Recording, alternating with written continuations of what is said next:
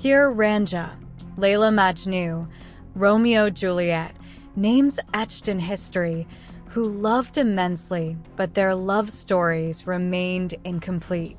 The world couldn't understand their love, leading to some losing their lives by their own hands and others by the hands of others.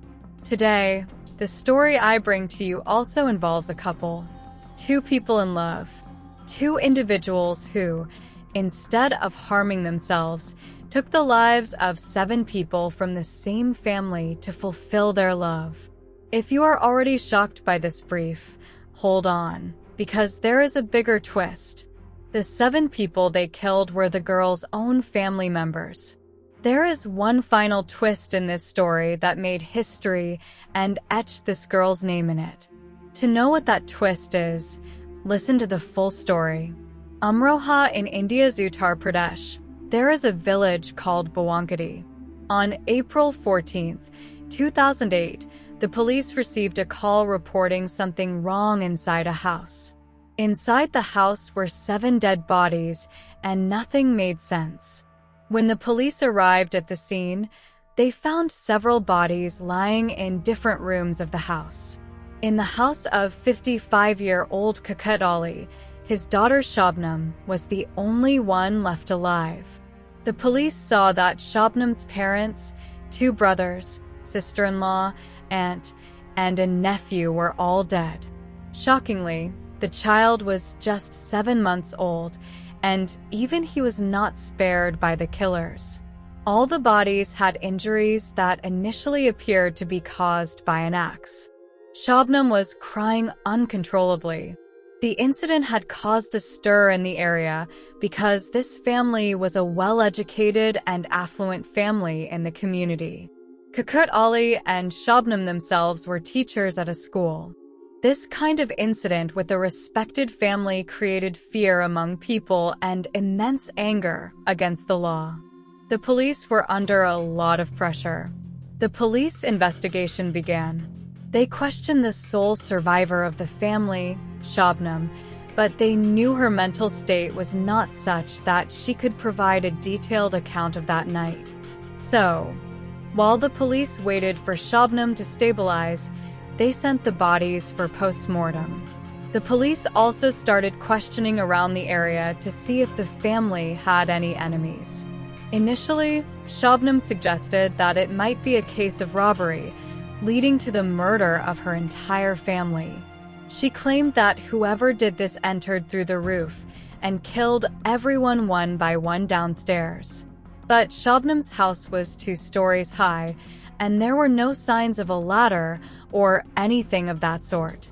It was hard for the police to believe that someone could scale a 14 to 15 feet wall so easily. Moreover, there were no signs of forced entry through the main gate. The question was, even if someone did enter the house, why would they kill a small child?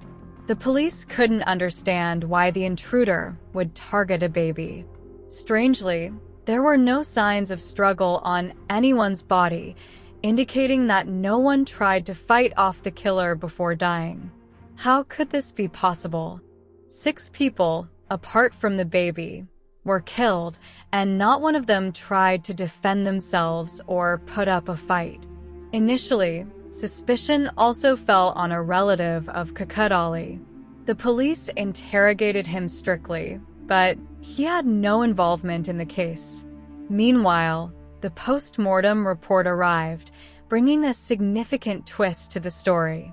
The report revealed that all 6 people had traces of some kind of poison in their bodies.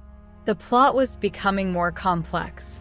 There were no signs of injuries or struggle on their bodies, and despite the poison, there were also axe wounds. Why would a person who came to steal some money go to such lengths? And more importantly, how could they manage to do it? People breaking in to steal don't carry poison, and if they needed to kill someone, there would at least be some struggle. If there was a struggle, there would be noise. If there was noise, people would gather, and then killing everyone and returning their bodies to their rooms wouldn't be easy. This seemed more like a wild theory than anything else. All this happened to everyone in the house except Shabnam.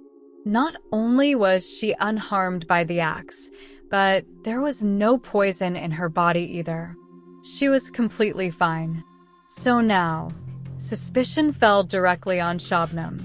The police began to scrutinize Shabnam's phone and started questioning people around her. It was discovered that Shabnam was considered a very good and noble girl. She had helped many children while teaching in school. Even during her college days, she had helped some of her peers by paying their fees. People around only had good things to say about 24-year-old Shabnam. The police started to feel that they might be suspecting her without reason. But then, the next twist in the story emerged. The police, who were investigating Shabnam's phone, first suspected her more strongly and confirmed their doubts. In fact, on the day of the incident, Shabnam had made about 50 to 55 calls to a person named Saleem. It turned out that Saleem was Shabnam's boyfriend, and they were deeply in love with each other. It's common for lovers to have many calls, but the timing of these calls struck the police as strange. Just 5 minutes before to 950 times. The police found it troubling that despite Shabnam screaming outside her house, she did not call the police, but she did call Saleem, as the neighbors had informed the police about the murders. Based on this suspicion, the police now considered arresting Saleem. However, during this time, Shabnam fell ill. Here comes the third major twist in the story. It was revealed that Shabnam was pregnant, carrying a 7-month-old fetus in her womb. Saving Shabnam's life, her affair, the numerous odd timings of calls, and then her pregnancy, all of these factors led the police to immediately detain Saleem and begin questioning him. With rigorous questioning, Saleem broke down and then revealed a story that would go down in the list of the most dangerous crimes ever committed in this country. Saleem confessed that he was involved in these 7 murders at home, and Shabnam was with him in each of these murders. The police had suspected Shabnam, but they hadn't imagined she would be directly involved in such a crime. Shabnam, who had a 7-month-old child in her womb, had orchestrated the deaths of her entire family.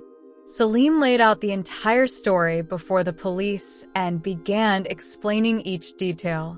Saleem explained that he did not have a respectable job and Shabnam was a teacher at a school. They fell in love with each other, tried to hide their relationship from the world, but soon everyone at Shabnam's house found out about their relationship. When people found out who the boy was and what he did, everyone stood against this relationship. Shabnam tried to persuade, but no one agreed. Although they did not separate even after that and started meeting and started talking quietly, truth shocks everyone when it comes out. The case goes to court. During this time, Shabnam gives birth to a son. According to the law, Shabnam's child stays with her in jail. On the other hand, the court completes the hearing and, labeling it as the rarest of the rare cases, sentences both Saleem and Shabnam to death. It was the first time in independent India that a woman was sentenced to death. However, Saleem and Shabnam appealed to the High Court, then to the Supreme Court, even sending a mercy petition to the president. Yet, they received neither forgiveness nor a reduction in their sentence anywhere. Faced with no hope of clemency and no reduction in their sentence, Shabnam decides to give her son to a friend she had helped during college days. Today, that child is with them.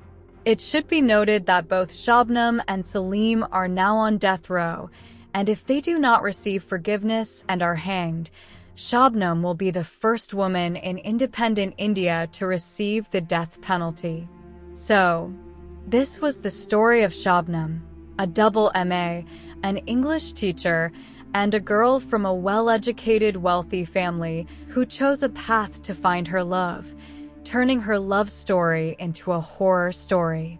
What do you think about this case? Do you think if Shabnam's family had accepted Saleem, this incident wouldn't have happened? Share your views in the comments. And don't forget to subscribe to our channel.